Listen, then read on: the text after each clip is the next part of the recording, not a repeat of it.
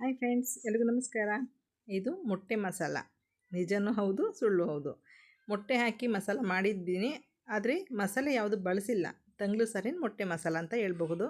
ಅದು ಪರ್ಫೆಕ್ಟ್ ಹೆಸರು ಇದಕ್ಕೆ. ಏನು ನಿಮ್ಮ ಮನೇಲಿ ಯಾವುದಾನ ಗಟ್ಟಿ ಸಾಂಬಾರು ಮಾಡಿದಾಗಂತೂ ಸಾಂಬಾರು ಉಳಿಯುತ್ತೆ. ಎಲ್ಲರೂ ಮನೇಲೂ ಪರ್ಫೆಕ್ಟಾಗಂತೂ ಖಾಲಿ ಹಾಕೋದೇ ಇಲ್ಲ.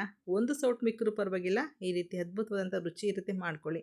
ಯಾವುದಾನ ಗಟ್ಟಿ ಸಾಂಬಾರು ಆಗ್ಬೋದು, ಮೊಳಕೆ ಕಾಳು ಸಾಂಬಾರು, ಬೇಳೆ ಸಾಂಬಾರು, ಟೊಮೊಟೊ ಗೊಜ್ಜು, ಟೊಮೊಟೊ ಸಾಂಬಾರು. ಗಟ್ಟಿ ಸಾಂಬಾರಲ್ಲಿ ಮೊಟ್ಟೆ ಮಸಾಲ ತುಂಬ ಚೆನ್ನಾಗಿರುತ್ತೆ, ಟೇಸ್ಟಿಯಾಗಿರುತ್ತೆ. ಹಾಗಾಗಿ ಗಟ್ಟಿ ಸಾಂಬಾರನ್ನ ಆಯ್ಕೆ ಮಾಡ್ಕೊಳ್ಳಿ. ಉಳಿದಿರೋ ಸಾಂಬಾರು ಫ್ರಿಜ್ನಲ್ಲಿ ಇಕ್ಕಿರೋ ಸಾಂಬಾರಿದ್ರು ನಡೆಯುತ್ತೆ. ನಾನಿಲ್ಲಿ ಅಕ್ಕಿ ರೊಟ್ಟಿ ಜೊತೆಗೆ ಒಂದು ಟೊಮೊಟೊ ಈರುಳ್ಳಿ ಹಾಕ್ಬಿಟ್ಟು ಒಂದು ಗೊಜ್ಜು ಮಾಡ್ಕೊಂಡಿದ್ದೆ. ರೊಟ್ಟಿ ಎಲ್ಲ ತಿಂದು ಮುಗ್ದೋಯ್ತು, ಗೊಜ್ಜು ಜಾಸ್ತಿ ಉಳ್ಕೊಂತು. ಈಗ ಮತ್ತೆ ಅದನ್ನು ಅನ್ನಕ್ಕೆ ತಿನ್ನಬೇಕಂದ್ರೆ ಇಷ್ಟ ಆಗೋದಿಲ್ಲ. ಒಂದು ನೈಟಿಗಷ್ಟೇ ನಾನು ಟೊಮೊಟೊ ಗೊಜ್ಜು ರೊಟ್ಟಿ ಮಾಡ್ಕೊಂಡಿದ್ದು. ಬೆಳಗ್ಗೆಗೆ ಏನು ಮಾಡೋದಪ್ಪ ಅಂದ್ಕೊಳ್ಳುವಾಗ ಇದೇ ಸಾಂಬಾರಿಗೆ ಇನ್ನೊಂದು ಸ್ವಲ್ಪ ನೀರು ಹಾಕ್ಬಿಟ್ಟು ಕುದಿಯೋದಕ್ಕೆ ಇಟ್ಕೊಂಡೆ. ಅದಕ್ಕೆ ಪುಡಿಯೆಲ್ಲ ಹಾಕಿದ್ರಿಂದ ಗಟ್ಟಿಯಾಗಿ ಗ್ರೇವಿ ಥರ ಆಗಿದೆ. ಅಷ್ಟರಲ್ಲಿ ಒಂದು ಈರುಳ್ಳಿನ ಉದ್ದುದ್ದ ಸ್ಲೈಸ್ ಮಾಡಿ ಸ್ವಲ್ಪ ಕೊಬ್ಬರಿ ಎಣ್ಣೆ ಹಾಕ್ಬಿಟ್ಟು ಈ ರೀತಿ ಫ್ರೈ ಮಾಡ್ಕೊಳ್ತಾ ಇದ್ದೀನಿ. ನೀವು ಯಾವ ಎಣ್ಣೆ ಬೇಕಾದರೂ ಬಳಸ್ಕೊಳ್ಬಹುದು. ಫ್ರೈ ಆದ ನಂತರ ಫ್ರಿಜ್ನಲ್ಲಿ ಇದ್ದ ಕಾರಣ ಕುದಿಸಿದ್ದೀನಿ. ಫ್ರೆಶ್ ಆಗಿದ್ದರೆ ಹಾಗೆ ಮಾಡ್ಕೊಳ್ಳಿ. ನಾನು ತಂಗ್ಳು ಸಾರು ಅಂತ ಹೇಳಿರೋ ಕಾರಣ ನಿಮ್ಮ ತಂಗ್ಳು ಸಾರು ಯಾವುದನ್ನು ಫ್ರಿಜ್ನಲ್ಲಿ ಇಕ್ಕಿದ್ರೆ ಕುದಿಸ್ಬಿಟ್ಟು ಈ ರೀತಿ ಯೂಸ್ ಮಾಡ್ಕೊಳ್ಳಿ. ಅದೊಂದು ಸ್ವಲ್ಪ ಒಂದೇ ಒಂದು ಕುದಿ ಬಂದ ತಕ್ಷಣವೇ ಸ್ಟವ್ ಆಫ್ ಮಾಡೋಣ. ಸ್ಟವ್ ಆಫ್ ಮಾಡಿಬಿಟ್ಟು ಎಷ್ಟು ಮೊಟ್ಟೆ ಬೇಕು ನಿಮಗೆ, ಎಷ್ಟು ಇಷ್ಟ ಇರುತ್ತೆ ಅಥವಾ ಸಾಂಬಾರು ಎಷ್ಟು ಇದೆ ನೋಡಿಕೊಂಡು ನೀವು ಮೊಟ್ಟೆ ಹಾಕ್ಕೊಳ್ಳಿ. ನಾನಿಲ್ಲಿ ಒಂದು 5 ಮೊಟ್ಟೆನ ಹಾಕ್ಕೊಳ್ತಾ ಇದ್ದೀನಿ. ಏಕೆಂದರೆ ಸಾಂಬಾರು ಕ್ವಾಂಟಿಟಿ ಅಷ್ಟೇ ಇದೆ. ಇದು ಅನ್ನಕ್ಕೆ, ಚಪಾತಿಗೆ, ರೊಟ್ಟಿಗೆ, ಸೈಡ್ ಡಿಶಾಗಿ ಯಾವ ರೀತಿಯಾದರೂ ಬಳಸ್ಕೋಬೋದು ನೀವು. ಸಾಂಬಾರು ಟೇಸ್ಟ್ ಅಂತೂ ಡಿಫ್ರೆಂಟಾಗಿರುತ್ತೆ ಮೊಟ್ಟೆ ಮಿಕ್ಸ್ ಆಗಿರೋ ಕಾರಣ.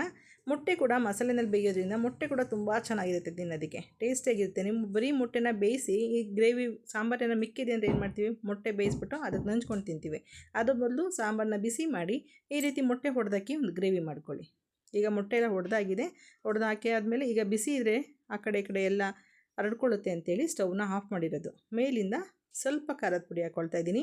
ನಾನು ಸಾಂಬಾರು ಹೆಚ್ಚಿಸಿದಾಗ ಏನೂ ಹಾಕಿಲ್ಲ, ಜಸ್ಟ್ ಸ್ವಲ್ಪ ಉಪ್ಪಿನ ಪುಡಿ ಹಾಕಿ ಅಷ್ಟೇ ಸಾಂಬಾರನ್ನ ಕುದಿಯೋದಕ್ಕೆ ಇಟ್ಟಿದ್ದು. ಸ್ವಲ್ಪ ಮೇಲಿಂದ ಮೆಣಸಿನ ಪುಡಿ ಕೂಡ ಹಾಕ್ಕೊಳ್ತಾ ಇದ್ದೀನಿ. ಮೊಟ್ಟೆ ನಾನು ಯಾವಾಗಲೇ ಬಳಸಿದ್ರು ಮೆಣಸಿನ ಪುಡಿನ ಬಳಸ್ತೀನಿ. ಖಾರದ ಪುಡಿ ಹಾಕ್ತಿರೋ ಮೆಣಸಿನ ಪುಡಿ ಅಂತೂ ಮಿಸ್ ಮಾಡೋದೇ ಇಲ್ಲ. ಹಾಗೆ ಸ್ವಲ್ಪ ಮೊಟ್ಟೆ ಹಾಕಿರೋ ಕಾರಣ ಸ್ವಲ್ಪ ಉಪ್ಪು ಹಾಕ್ಕೊಳ್ತಾ ಇದ್ದೀನಿ. ಈಗ ಎಲ್ಲ ರೆಡಿಯಾಗಿದೆ. ಮೇಲಿಂದ ಕೊತ್ತಂಬರಿ ಸೊಪ್ಪು ಕೂಡ ನೀವು ಹಾಕಬಹುದು. ಪ್ಲೇಟ್ ಮುಚ್ಚಿಬಿಟ್ಟು ಒಂದು 3-4 ನಿಮಿಷ ಹಾಗೆ ಬಿಡ್ತೀನಿ. ಸಾಂಬಾರು ಬಿಸಿ ಇತ್ತಲ್ಲ ಹಾಗಾಗಿ. ಈಗ ಸ್ಟವ್ನ ಆನ್ ಮಾಡ್ತಾಯಿದ್ದೀನಿ. ಈ ಥರ ಮಾಡೋದ್ರಿಂದ ನಿಮಗೆ ಮೊಟ್ಟೆ ಒಂದಕ್ಕೊಂದು ಎಲ್ಲ ಅಂಟ್ಕೊಳ್ಳೋದಿಲ್ಲ. ನೀವು ತಿನ್ನಬೇಕಾದಾಗ ಮೊಟ್ಟೆ ಚೆನ್ನಾಗಿ ಸಿಗುತ್ತೆ ತಿನ್ನೋದಕ್ಕೆ. ಇಡ್ಲಿ ಥರ ಚೆನ್ನಾಗಿರ್ತವೆ. ಹಾಗಾಗಿ ಮೊಟ್ಟೆ ಒಂದು ಹಾಕಿದ್ಮೇಲೆ ಒಂದು 3-4 ನಿಮಿಷ ಬಿಟ್ಟು ನಂತರ ಸ್ಟವ್ನ ಸಿಮ್ಮಲ್ಲಿ ಇಟ್ಕೊಂಡು ಮತ್ತೆ ಒಂದು 3-4 ನಿಮಿಷ ಬಿಟ್ಟು ಮೇಲೆ ಪ್ಲೇಟ್ ಮುಚ್ಚಿಬಿಟ್ಟು ಬೇಯಿಸ್ಕೊಳ್ಳಿ. ನಂತರ 3-4 ನಿಮಿಷ ಬಿಟ್ಟು ಉಲ್ಟಾ ಸೀದಾ ಮಾಡ್ಕೊಂಡು ಇನ್ನೊಂದು ಕಡೆ ಕೂಡ ಬೇಯಿಸ್ಕೊಳ್ಳಿ. ತುಂಬ ಚೆನ್ನಾಗಿರುತ್ತೆ.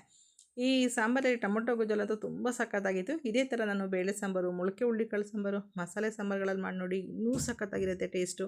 ಏನಾದರೂ ಸಾಂಬಾರು ಉಳಿತು ಅಂದಾಗ ನನಗಂತೂ ಮತ್ತೆ ಅದೇ ಸಾಂಬಾರು ತಿನ್ನೋದಕ್ಕಂತೂ ಕಷ್ಟ ಆಗುತ್ತೆ. ಈಗ ಇದು ನೋಡಿ, ಸಾಂಬಾರು ಎಷ್ಟು ಮಿಕ್ಕಿತ್ತು ಗೊಜ್ಜು, ಒಬ್ರಿಗೆ ಅಥವಾ ಇಬ್ಬರಿಗಾಗಷ್ಟು ಮಿಕ್ಕಿತ್ತು. ಈಗ ಈ ಥರ ಮಾಡೋದ್ರಿಂದ ಒಂದು 3 ಜನಕ್ಕಾಗಷ್ಟು ನಾವು ಎಕ್ಸ್ಟ್ರಾ ಮಾಡ್ಕೊಳ್ಬಹುದು ಅಲ್ವಾ. ಉಲ್ಟಾ ಸೀದಾ ಮಾಡಿಕೊಂಡು ಮೇಲೆ ಮತ್ತೆ ಅದೇ ಪೇಸ್ಟ್ ಹಾಕಿ ಸಿಮ್ ಮಾಡಿ ಅದನ್ನು ಮತ್ತೆ ಇನ್ನೊಂದು 2 ನಿಮಿಷ ಅಥವಾ 3 ನಿಮಿಷದಷ್ಟು ಲೋ ಫ್ಲೇಮ್ನಲ್ಲಿ ಇದನ್ನು ಚೆನ್ನಾಗಿ ಬೇಯಿಸ್ಕೊಳ್ಳಿ. ನಿಮಗೆ ಸಾಂಬಾರು ಇನ್ನೂ ಜಾಸ್ತಿ ಬೇಕಾದರೆ ಜಾಸ್ತಿ ಕೂಡ ಮಾಡ್ಕೊಳ್ಬಹುದು. ನನಗೆ ಇಷ್ಟ ಅನ್ನಕ್ಕೂ ಕೂಡ ಸಾಕಾಗುತ್ತೆ, ತುಂಬಾ ಚೆನ್ನಾಗಿರುತ್ತೆ. ಸೈಡಿಗೆ ಸ್ವಲ್ಪ ಮೊಸರು ಒಗ್ಗರಣೆ ಮಾಡ್ಕೊಂಡಿದ್ದೆ. ಯಾವುದೂ ವೇಸ್ಟ್ ಆಗಬಾರ್ದು. ಇದನ್ನೇ ಜಾಸ್ತಿ ಮಾಡಿದ್ರೆ ಮತ್ತೆ ಮಿಗುತ್ತಲ್ವಾ. ಮೊದಲೇ ಉಳಿದಿರೋ ಸಾಂಬಾರು ಮಿಗಬಾರ್ದು ಅಂತ ಮಾಡ್ಕೊಂಡಿದ್ದೀವಿ. ಹಾಗಾಗಿ ತುಂಬ ಸಖತ್ತಾಗಿರುತ್ತೆ. ಒಂದು ಸ್ಲೈಸ್ ಈರುಳ್ಳಿ, ಹಾಗೆ ಮಾವಿನ ಹಣ್ಣು ಇದ್ದಿದ್ದರಿಂದ ಒಂದು 2 ಪೀಸ್ ಮಾವಿನ ಹಣ್ಣು ಕೂಡ ಇಟ್ಕೊಂಡಿದ್ದೀನಿ. ಬೇಕಾದ್ರೆ ಉಪ್ಪಿನಕಾಯಿ ಕೂಡ ಹಾಕ್ಕೊಳ್ಬಹುದು. ಮೊಟ್ಟೆ ಇರೋ ಕಾರಣ ಏನೂ ಬೇಡ ಅನಿಸುತ್ತೆ. ಆದರೆ ಹಸಿ ಈರುಳ್ಳಿ ತುಂಬಾ ರುಚಿ ಇರುತ್ತೆ ಮೊಟ್ಟೆ ಗ್ರೇವಿ ಜೊತೆಗೆ. ಬಿಸಿ ಬಿಸಿ ಅನ್ನೋ ಜೊತೆಗೆ ತಂಗ್ಳು ಸಾರಿನ ಗ್ರೇವಿ ಸಖತ್ತಾಗಿರುತ್ತೆ ಫ್ರೆಂಡ್ಸ್. ಸಾಂಬಾರು ಮಿಕ್ತು ಅಂತ ಟೆನ್ಷನ್ ಬೇಡ, ಈ ಉಳಿದಿರೋ ಸಾಂಬಾರನ್ನ ಮತ್ತೆ ತಿನ್ನೋಕ್ಕಾಗಲ್ಲ ಅಂತ ಟೆನ್ಷನ್ ಬೇಡ. ಅದಕ್ಕೊಂದು ಹೊಸ ರುಚಿ ಕೊಡಿ ಅಷ್ಟೇ. ನೀವು ಮೊಟ್ಟೆ ತಿನ್ನಲ್ಲ ಅಂದರೆ ಅವ್ರಿಗೂ ಕೂಡ ಒಂದು ರೆಸಿಪಿ ಇದೆ. ಮೊಟ್ಟೆ ತಿನ್ನಲ್ಲ ಅಂದರೆ ಮೊಟ್ಟೆ ಹಾಕೋದೇ ಬೇಡ. ಈರುಳ್ಳಿಗೆ ಏನು ಒಗ್ಗರಣೆ ಮಾಡಿದ್ವಲ್ಲ, ಆವಾಗ ಇನ್ನೊಂದು ಹಸಿಮೆಣಸಿಕಾಯಿನ ಅದಕ್ಕೆ ಈರುಳ್ಳಿ ಜೊತೆಗೆ ಹಾಕ್ಕೊಂಡು ಒಂದು ಹಿಡಿಯಷ್ಟು ತೆಂಗಿನಕಾಯಿ ತುರಿ ಹಾಕಿಬಿಟ್ಟು ಅದನ್ನಷ್ಟು ಫ್ರೈ ಮಾಡಿಬಿಟ್ಟು ಏನು ಸಾಂಬಾರು ಮಿಕ್ಕಿದೆಯಲ್ಲ ಆ ಸಾಂಬಾರನ್ನ ಕುದಿಸ್ಕೊಂಡು ಹಾಕ್ಕೊಳ್ಳಿ. ಫ್ರಿಜ್ಜಲ್ಲಿರೋದನ್ನ ತಣ್ಣಗಿರೋದನ್ನು ಹಾಕಿ ಕುದಿಸೋದಕ್ಕಿಂತ ಕುದಿಸಿರೋ ಸಾಂಬಾರು ಹಾಕ್ಕೊಳ್ಳಿ. ಆವಾಗ ಈರುಳ್ಳಿ ಎಲ್ಲ ಹಾಫ್ ಬಾಯ್ಲ್ ಬೆಂದಿರುತ್ತೆ. ತಿನ್ನೋದಕ್ಕೆ ಏನು ಮಜವಾಗಿರುತ್ತೆ ಗೊತ್ತಾ. ಆ ಥರ ಈರುಳ್ಳಿ ಹಸಿಮೆಣಸಿಕಾಯಿ ಎಲ್ಲ ಹೆಚ್ಕೊಂಡಾಗ ನೀರು ಹಾಕಕ್ಕೆ ಹೋಗಬೇಡಿ, ಗಟ್ಟಿಯಾಗಿ ಫ್ರೈ ಮಾಡ್ಕೊಳ್ಳಿ, ಸಖತ್ತಾಗಿರುತ್ತೆ. ಓಕೆ ಫ್ರೆಂಡ್ಸ್, ಈ ವಿಡಿಯೋ ಇಷ್ಟ ಆದರೆ ಲೈಕ್ ಕೊಡಿ. ಹಾಗೆ ಕಮೆಂಟ್ ಮೂಲಕ ನಿಮ್ಮ ಅಭಿಪ್ರಾಯ ತಿಳಿಸೋದು ಮರಿಬೇಡಿ. Okay bye, thank you.